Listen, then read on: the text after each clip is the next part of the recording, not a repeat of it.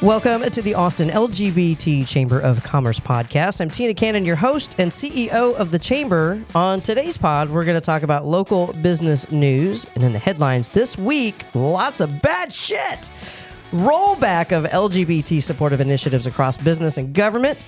Although the next story is pushback from shareholders that say, hang on a minute. And then lastly, what all these executive orders are meaning for small business. We'll be back.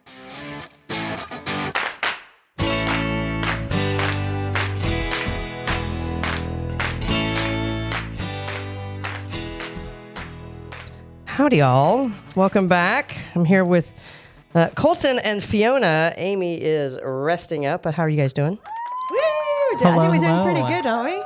Yeah. Trying to keep that queer joy going. It's wonderful. First week of the new administration. It's a good year to be a therapist. Business is booming. We have to laugh, otherwise I think we just go running through the streets naked. I don't know. I know. One of my best friends is a therapist, actually, and I broke down in tears with my father 2 days ago. So that night I was like, "Oh sugar, I really need help." So I'm like, "Brittany, help!" But no, it's great. It's fun. Got each other. Yeah. Got lots of liquor stores. We're good. Do this. It's fine. It's gonna be amazing. We'll all be in a 12-step program by the end of the year. Exactly. And But it'll be full of chamber members. The trick is just don't watch the news. Don't watch the news and find ways to get active and engaged. Correct. Because if you're on a 24-hour binge watching, your brain is just going to get smushy. Yeah. We'll hit you with some headlines in a second and kind of roll through what you can expect as a small business owner and as an advocate. But you can't listen to constant squawking on the box. Yeah. Yes. Find some time to do things that make you happy. Yes. Yeah. What makes you happy? Well, I went on a 5-mile walk the other day. Wow. Okay. Walking doesn't really make me happy, but it was a nice walk. Yeah. And I've been drawing more. That's good. It's a good outlet. Yeah. And then I'm really trying to, I don't know, only watch movies that demonstrate queer joy. If you could see him now, he's wiggling in his chair like the letter S. I just dropped my paper. Like those balloon things at the mattress stores, with the arms. That's what he's looking like right now. Yeah, just trying to figure out how to stay happy. What makes you stay happy? So I only listen to NPR in the morning. Yes. I meditate. I do yoga.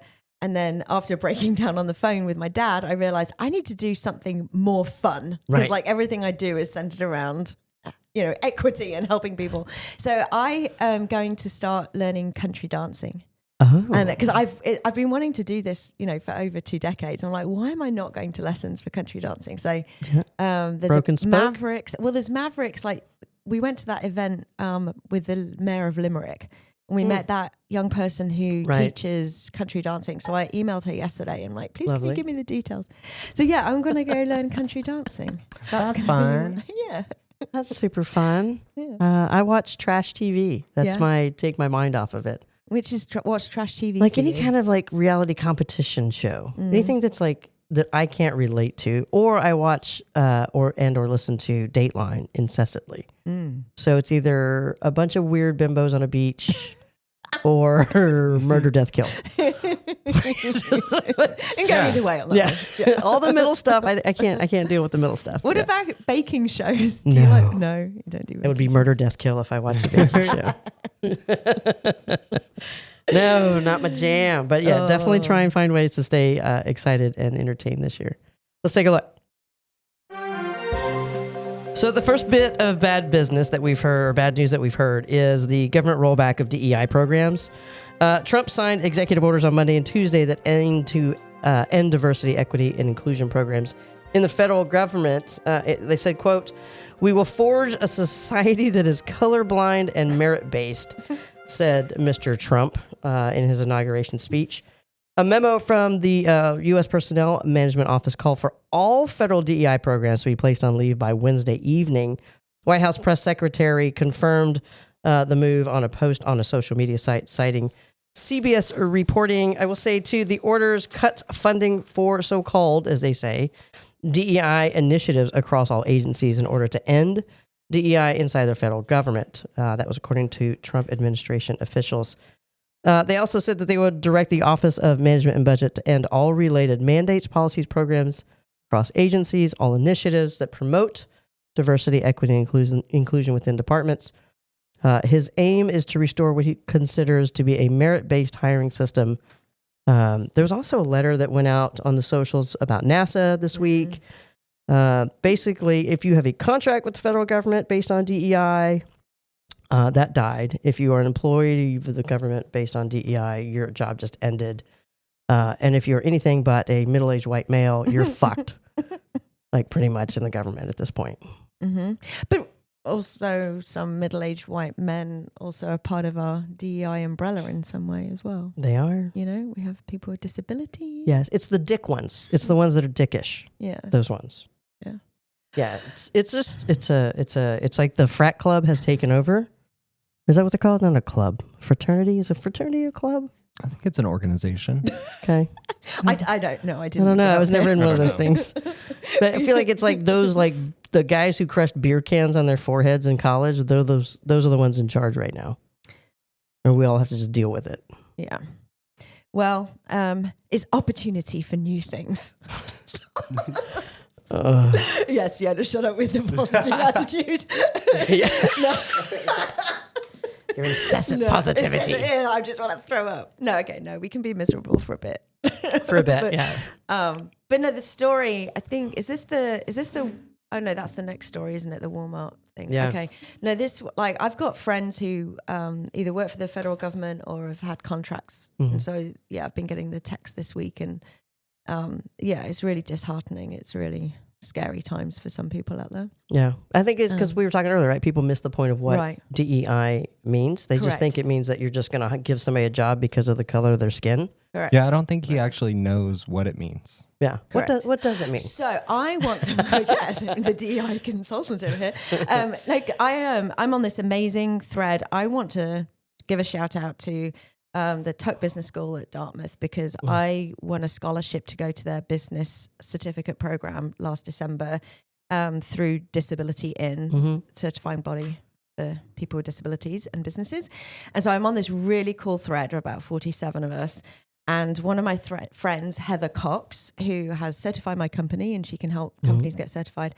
And so we were just chatting and, you know, she was sharing about the hypocrisy of Elon Musk because he was looking to excuse his Nazi salute as an autistic self-stimulatory behavior and realizing that he was leaning on his disability. Exactly. And disability inclusion and some people call it sensitivity training or basically like I would say general human awareness building is DEI. Right. And unfortunately, DEI has gone in the last couple of decades of people only looking at quotas and looking at numbers and saying, yeah, we need this many people of color, this many women, this many LGBTQ plus people. We've been focusing on the numbers and not looking at the intersection of what it means to be human. And so I'm, you know, it's so logical in some ways why these people in power are reacting this way. But unfortunately, DEI, I don't think has been going in a great direction anyway. And so I think this is an opportunity. While it scares us, I think it's an opportunity to like do a lot of work beneath the surface. And remember the analogy of the iceberg, like 10% is above. Right. That's what we're aware of. Whereas there's 90% underneath. Right. And I think when we quote unquote DEI programs, the label's changing, but the work continues, behaviors continue, humans continue to exist. And so I think there's a lot of 90% of stuff happening beneath the surface within businesses of all sizes, including massive corporations, government entities, everywhere. Like there are people doing really good things. And there's really good people in the world. And I think they're going to continue on the path of doing the right thing and make sure they recognize different people's experiences and what that brings to the table. I mean, diversity there's study after study about how a diverse workforce has a positive impact on the economics of your company. Correct. There's just no shortage of those types of stories. It's just, unfortunately, fear is driving the narrative, and fear drove the narrative this entire election cycle. Yeah. on many levels. And unfortunately, the brunt of that was our community. Yeah, for sure. And those are the first actions that he took at the desk were to gender. I mean, defining. First of all, what happens to intersex people? Yeah. I'm sorry, but it's like, how can you say, oh, we're defining like there are only two sexes or two genders? Well, from contraception, like we're all non-binary. Oh my gosh. Yeah. Like 1 in 100 people are born intersex, meaning they have any combination of male and female sex tissue, chromosomes, and or 1 hormones. in 100 people. 1 in 100. For those who were in the back and didn't hear, it's more common than red hair. It's just, I was going to say it's just as common, but it's either just as common or more than common. And so there are so many people who fall out of the binary spectrum of biological sex and gender. I mean, it's just impossible to implement such a mandate. I mean, just people don't exist that way. What's that old saying, right? Just keep talking and you'll demonstrate your level of ignorance or something to me. Right. You know, like that's just all what he's doing. Yeah, I didn't see a presidential order on the reduction of price of eggs that was so widely talked about. I did not either. I did see the one about birthright citizenship. Yeah. Hello, has he seen his own family? Hello. Hello, is this thing on? Hello. It's ridiculous. Your wife is an immigrant who got here on a bullshit visa. The Einstein visa? Come on. How did she get the Einstein visa? Let's be real. But I did dig her spy versus spy hat. That was very lovely. Yeah. It was very strategically placed so that he couldn't get near her face. Yeah. Smart move. Yeah. Couldn't really see her eyes. I think she's trying to like hide what she looks like so we won't recognize a body double later. So she doesn't have to go to things. Fascinating, absolutely fascinating woman. Like, I avoid looking at the news or social media, so I only get to see like little clips that people send in massive group threads. And she cracks me up. She knows exactly what she's doing. Yeah, she does. She's probably the smartest of the bunch. No doubt. Yeah. So some shareholders are saying, "Hang on, governor." And they are saying, stop all these rollbacks of DEI. Walmart, that is in hot water. More than 30 shareholders representing $266 billion in assets are demanding answers over the company's rollback of its DEI efforts. In a letter to the CEO, one of the investors accused Walmart of yielding to pressure from anti-DEI groups, a move primarily the faith and values-focused shareholders say is very disheartening. They're requesting a meeting with the senior leadership of the board to discuss this shift in policy. The group says it has long raised concerns about the risks of discrimination and inequities for over 30 years. The letter published last week points out that Walmart has not provided any financial or business justification for the policy change and emphasized that they already share data that shows the financial benefits of promoting DE&I. I'm kind of surprised to hear that from Walmart. God damn, now I gotta like Walmart. I know. I love this story. Love it. I have to go to Walmart again? Yes. Come on, Target. Why did you have to jack shit up, man? Like, what? I always used to be in the camp of, oh my gosh, Walmart's the devil. I could never go to Walmart. Right. And then I went to the Bentonville Film Festival in 2021. And Walmart is like from Bentonville, the Walton family from Bentonville. And it's amazing. Like, quick side note, has anyone been to Bentonville? It's like Walmartville. No. Gorgeous. Like, is it pretty? It's really cute. It's really pretty. We should do a road trip there. We should not. It's still in Arkansas. I love it. It's so fun. Anyway. You can't knock something unless you've tried it. Oh, I can knock that. But anyway, so Walmart, though, is a big supporter of this film festival. And I got to meet and know people from Walmart. And then as a small business / growing empire myself, I've had lots of interaction with the DEI team and the supply diversity team at Walmart and realized they're really good people doing really good things. And this is, I think, often what happens is like under the surface, these corporations that you think, are nasty are actually doing really cool things for people and their employees and their customers. Anyway, so I started going to Walmart. Okay. I mean, they're doing some good things. They need to increase the wage so that they're not creating a whole generation of poverty. Correct. That rely on social services to meet the needs of their employees. Correct. Agreed. Just for any of you who are listening, I got you covered. You don't have to email us. I got that. They need to pay more for their employees at a living wage because they are pretty much subsidized by the U.S. government. Yeah. But yeah, on the supplier diversity side, they're doing the right things, and now apparently on DEI, they're doing the right things. So, I mean, these shareholders, thank goodness. Like, just don't want to go to a Walmart. We don't have to go to Walmart, or we don't have to go to any of the businesses.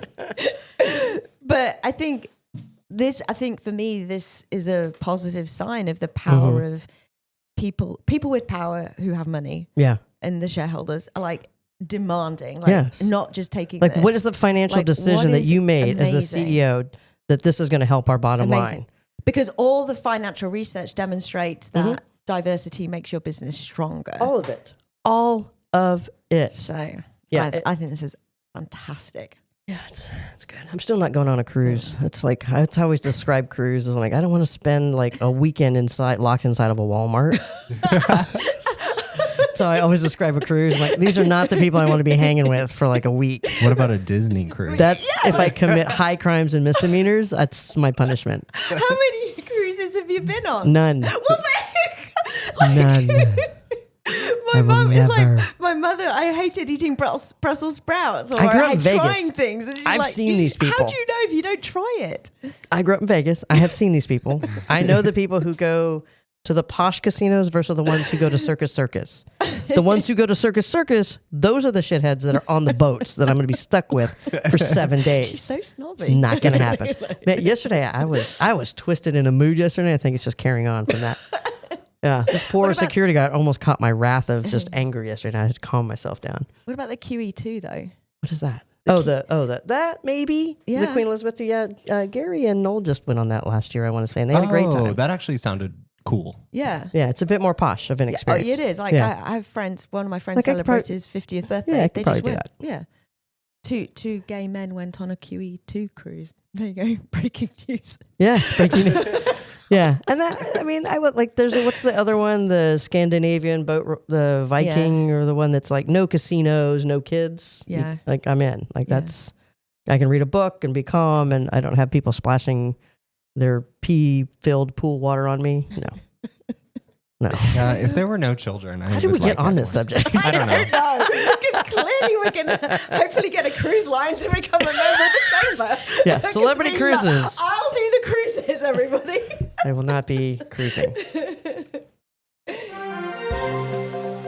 So what does do some of these orders that Donald Trump has signed mean for small businesses? What's the impact? So he's talking about tariffs on imports.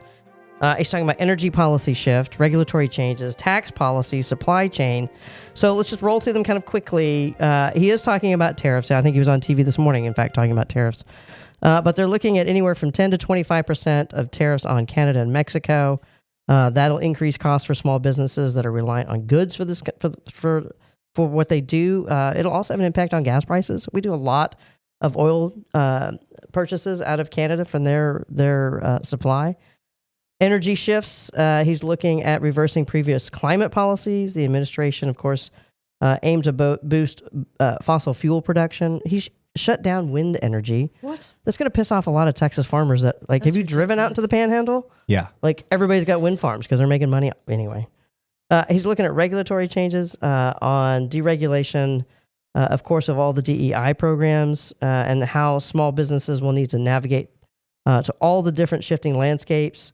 And the legal challenges that will come of them. He's talking about tax policy adjustments, doubling taxes on foreign nationals. This one's a big one. Foreign nationals and companies, along with withdrawal from the global corporate tax deal, it can have a big effect on small businesses engaged in international trade. It will really alter the competitive dynamics. There's just a lot going on in and around what he's trying to do with tax policy as a direct tax policy or as a his tariff plan. And then you can just supply chains. We're still in recovery from some of these supply chains. Like some of the 2025 automobiles aren't even on the lot yet because of supply chain disruptions, still reeling from COVID. But yet he's looking at all these new tariffs, and policy shifts may really continue to exacerbate these supply chain problems. So it's important for small business to start looking for supplier A, B, C, and D that you could possibly lean on. To adjust your sourcing strategies. And that, of course, will hit your costs and your timing and your efficiency. So a lot of changes coming down the way that small business owners just need to be aware of and not putting all their eggs in one basket. Like if you're a small business and you're ordering all your stuff from one vendor in one country, like you really need to diversify who you're working with. Because those tariffs are going to hit and we're just not going to know what's going to happen. Sounds exhausting. What do you think, Colton? And that's just this week. Sounds like bad business. I don't know. Oh, he's great at business. Remember, every business he's had has all turned into failures and bankruptcies. But it's fine. He'll do fine with the country. But that front row, I mean, those front row seats. That group at that front row, the boy club, was amazing. They're all going to do fine. Yes. I know we've talked internally about what do we do with social media, and I'm curious to hear what y'all are doing with your company's social media, because it's the way that's a lot of our small businesses reach their customer base. But I know with Meta's recent announcement of their dropping of DEI and really just kind of leaning into the bro club hard, perms included. Like, what are you doing with your small businesses out there? Shoot us an email. Let us know at info@austinLGBTChamber.com. But like we've talked internally, like, do we drop it all? Yes. No. Like, how? And Meta is so hard to get away from. It's sticky. Like, I mean, and it's not the best tool for everything, but like Facebook events do really well with getting the word out. I mean, Instagram. It's how we connect. I know I've switched over to Blue Sky. Try to do a lot on there too, but unfortunately, it's the human connection. What I've stopped doing is any kind of purchasing of ads or anything advertised on their social media platforms. So I want, and I know they're counting me as a user, and that goes into the numbers that they're throwing out for people to buy ads. But if I just don't buy an ad for my small business or for the chamber, and then B, if I don't buy anything from these people that are advertising, then the advertisers will go, well, I'm not getting any bounce for my buck. I'm going to go advertise somewhere else. Yeah. So it's kind of my initial like flag in the ground. Then also Meta owns WhatsApp. Yeah, which that's is tough. Incredibly useful for global conversations. And of course, many countries use WhatsApp over any other form of and I don't know what they do with like our data. Business. Yeah. What do they do with our data on WhatsApp? Because it's very just texty, SMS-y looking, right? There's not ads, there's not profiles. Yeah, there's no ads, there's no profiles, but I'm guessing this is going to go above my pay grade. But it's understanding they have the data on us. Yeah. And so then selling that data to companies that will then target you and market you in different ways. Right. And especially like location sharing and knowing where your location is. I suppose so. And all that kind of stuff. Yeah, so if I were messaging somebody in Australia, I'd probably get a lot of ads for back end stuff. Travel to Australia or something like that. I don't know. On other platforms. Right. Yeah. Across channel. I also turned tracking off on Instagram and Facebook in my phone settings. Okay. So that they cannot track my other apps and choose what advertisements I see. Okay. Yeah. I've just really tried to not support any of the ads that are on there and not place ads, because I've found it really difficult to detach from it, because we're all addicted to it. Well, I'm trying not to be. I mean, it didn't exist back early on, and we just picked up the phone and called each other. It. But now this is how we get our word out. Well, and it's like I'm on it all day long. Yeah, for work. Job. Yeah. Yeah, I can do that. So, but I also think that everything we do in life is going to have some kind of ripple effect or impact, and you're never going to avoid doing business with or living or working with some actor that goes against your values and position. I mean, I'll never eat at Chick-fil-A. So on that, you never eat Chick-fil-A, but we might have a drink of some kind of variety. And where's the bottle come from? Where's the label come from? Like how deep do we know? It's like there's all the different layers in the chain, right? Supply chain or whatever chain it is. Of like, I'm just like looking at random stuff. Like where was that tape made that held that box together? And what were the values of what were the political decisions of the person that made the tape? Agreed. It is super hard. It's hard as a small business to navigate all that too, because maybe you're a small business and you're trying to make it up, like bags for your restaurant, to-go bags. Yeah. And you're trying to keep costs down, right? So you're ordering them from China, probably. Yeah. And now China's going to get hit with a tariff. So 25% of the cost of that bag that you've been buying from them is now going to go up. Yeah. So you really need to, as a small business owner, look at other supply chain options. If you're looking for people to do business with, of course, check out our membership directory online. You just go on to Austin LGBT Chamber.com and then go find our member directory and plug in what you're looking for and do business with those folks. And yeah, let's just kind of hold together and figure it out as we move forward in this next couple of years. But switching gears to something more fun, let's do some fun facts with Fiona. Well, this one I think is fun. It's a little bit nerdy because it's another statistic. But I really I was considering about these board members. Here we go. Pull it over here. Board representation, because when I read about that Walmart story of how the shareholders were like coming back on this decision, I wanted to uplift the fact that only 0.9, so less than 1% of seats on Fortune 500 boards are from LGBTQ plus people. Yeah. So we know that in the US, our population is around 7.6, edging up to 10% of the population is queer. And yet we're less than 1% of positions on boards. And then you've got studies, of course, like the Boston Consulting Group found that organizations with above average diversity in leadership generated 45% of total revenue from innovation compared to only 26% of those with below average. So there are multiple studies demonstrating that a diverse opinion, a diverse lived experience helps make money. And it's not a marginal help. That's a big number. That's huge. I know, it's huge. Yeah. And so there is a guy called Fabrice Houdat, who has a email. Well, he is founder and executive director of the Association of LGBTQ plus Corporate Directors, and has a weekly newsletter which I love. And I am comparing it to, what is it, Lady Whistledown? Oh, Lady Whistledown. Yes, okay, Bridgerton. so for Fabrice, one day we're going to have a chat, and I have decided that you have to read his your letters. newsletter is like reading the gay Lady Whistledown of queer business news. It's amazing.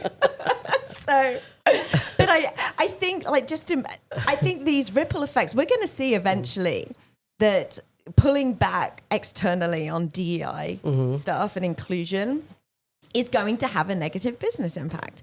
And this, I think, is going to be a way of demonstrating how inclusivity and diverse perspectives in leadership, not just leadership, but everywhere in life, actually makes everybody more money and will decrease the cost of eggs. That's a killer. So like if I'm a CEO of Acme Brick Corporation, big whatever tech company here in town, and I have been told by or I've said I'm gonna kill all the DEI programs. Now maybe you're the CEO of whatever, Tonsils and Toenails Incorporated. Okay. Now is your time delicious. To be able to grab all this amazing talent that is going to be running away from my company to yours. And so now your diversity of thought is going to, as we've seen in the data, increase your bottom line. Yeah. And there's going to be this big shift in control and power of who has the real talent going forward. And so, I mean, I feel a little bit bad for some folks here. Of course, Austin's a big tech employed hub, but I feel like you could just walk across the street and find a company that's doing a better job and that respects you and what you bring to the table. And that company's going to financially benefit from it, and their shareholders are going to see it. And at some point, there's going to be some blowback on these permed hair, Cuban, like drug dealing looking CEOs that are now running companies. I don't understand what he's thinking of. I don't understand what Zuck is doing. What is this look that he's pulling off? These oversized T-shirts with like what the Zuck? Like big chain jewelry and a perm. What kind of masculinity? Because that's what he's talking about. We need more masculinity in business. Boo, you just need a hairdresser that loves you. It's fragile.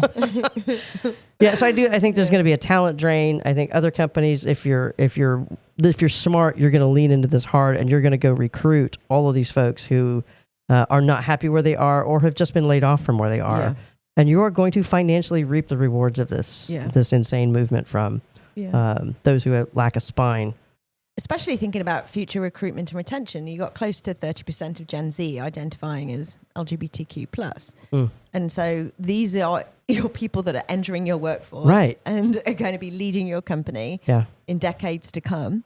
Yeah. And they're refusing to stay in boxes. I mean, Facebook is already considered like people my age and above use. Oh, yeah. Right. So the younger ones aren't even on it. Right. Meta is Instagram is kind of leaning that way. Well, it's funny. And I can't even keep up with like all the new ones that pop up every other day. Yeah. They're seeing people. Recently I've seen more and more people saying, I'm just quitting social media. I'm just like getting rid of it completely. Honestly, if it wasn't entwined in my work life, I would, there's no reason for me to be on it otherwise. Yeah. I would absolutely get rid of Facebook if I did not need it for work.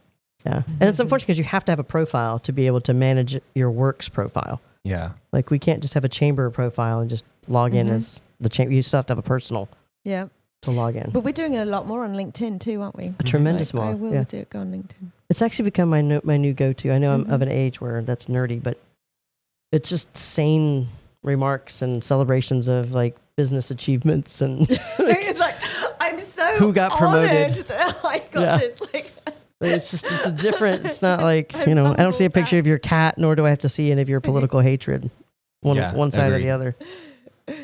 We just leave cat pics to family and friend threads, huh? Yeah, somebody just needs to have a whole new version of it where the only thing that the AI will let you post are cat pictures. Like that should be it. That's it. I'm making my own social media platform. Oh, are you? But you have to be invited. Okay. And there's not going to be a ton of people on there. So a group thread. I'm tired of it. Yeah. Group thread. Pretty videos. Speaking of getting together as a group, what do you got for us on events? There are plenty of opportunities to engage coming up. You can register now for our February 5th luncheon at the County Line on the Lake. Yum. That is County Line on the Lake. I always get them confused, so do not be like me. We will have Deirdre and Jackie with IGC in good company. They will be speaking on the Texas legislature and nonpartisan civic engagement. Yay. It is super important. They are so good at this lecture. Love them. So good. Be sure to book. There is limited seating. Our luncheons always sell out because we have great members and it's reliant on the number of seats at the location. So definitely go online and register. And Deirdre and Jackie are doing some really cool stuff. They have some updates from the last time they spoke to you all. Great. So it should be awesome. They were on our South by Southwest panel, weren't they? They were. They were. That you moderated. I did. I loved it. But we had such a good time. And they're so smart and so educated. Smart. And they're amazing. And the food at County Line, delicious. If you are not a meat eater, please let us know in advance. Oh yeah, yeah. But even if you're not a meat eater, they do a take good job. care of you. Yeah, you don't get just like a coleslaw. Like they do a good job. Yeah. And Skeeter, please bring Tina more flowers. That was so cute last time. On February 19th, we are partnering with the NGLCC on a virtual event celebrating and honoring Black History Month. Participants will learn about influential Black figures who have made remarkable contributions to civil rights, science, literature, politics, and beyond. We will also share some notable LGBTQ+ community members who have impacted Black history.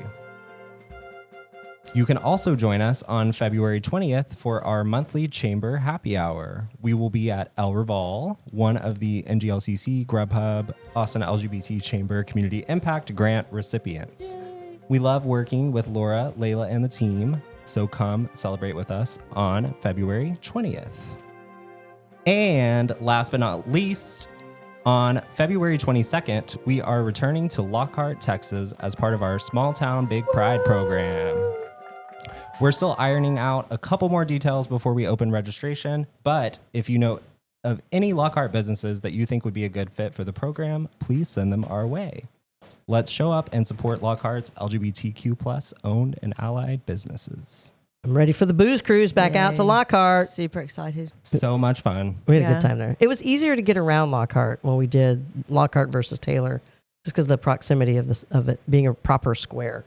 Yeah. Mm-hmm. I've never been. I couldn't make it last year, so I'm really excited for you Yeah, you'll have a good time. We're going to have so much fun. It's kind of like a shopping sprint because now there are so many members that are in Lockhart that are part of the chamber. So we try and sprint to each one kind of to like make sure that we show them love, support, do a lot of shopping there, and then I think we had 15 members last time we were there, and it was a has hard gone sprint. up since then too.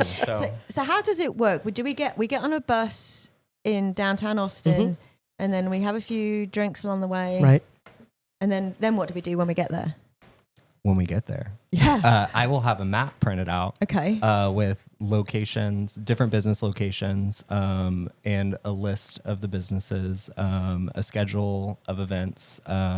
We haven't exactly figured out the schedule yet. Okay. But typically we'll have a joint ribbon cutting somewhere in the town. That's cool. And and people just kind of pair off and they go shopping and we kind of, see each other across the street and kind of wave and like, hey, go to this store. It's great. And go over here. Yeah. And then you'll hear people yelling like, we're all going to Old Pal at 7 or whatever. It's kind of like a scavenger hunt shopping excursion with booze. Amazing. Yeah. And you don't have to drive. I mean, you can drive out there and meet us if you want to and come back on your own time and on your own dime, or you can just get on the bus with us. And it's a cute bus. It's not like, a school bus. And then the bus comes back early evening? Early evening, yeah. Okay. Yeah. Good. No, I'm really looking forward to it. And I'm on a text thread with lots of queer identified women, primarily lesbians. Yes. But I'm sure some of them are bi. But anyway. Always trying to recruit, I tell you. I tell you what. We know we're the majority. Agreed. Yeah, I'm going to get them. I want to get a whole bunch of them signed up. So I don't know. Maybe I get so many. We get 2 buses. Get 2 buses. That would be iconic. Get a lesbian limo. Okay. Yeah, lesbian limo. And then I don't know what we would have. A short bus. We also have lots of member events coming up soon, including a conversation on book bans, queer cinema screenings, the future of I-35, and more. You can find out more information about all of these at austinlgbtchamber.com. No shortage of events and fun things to do. Thank you, as always, for joining us. If you want to learn more about becoming a member of the Chamber and Chamber events, visit us at austinlgbtchamber.com. If you want to be a guest or a sponsor, email us at info@austinlgbtchamber.com. Listen to our show every Friday, wherever you get your podcasts. Be sure to follow us. Thanks, and we'll talk to you next week.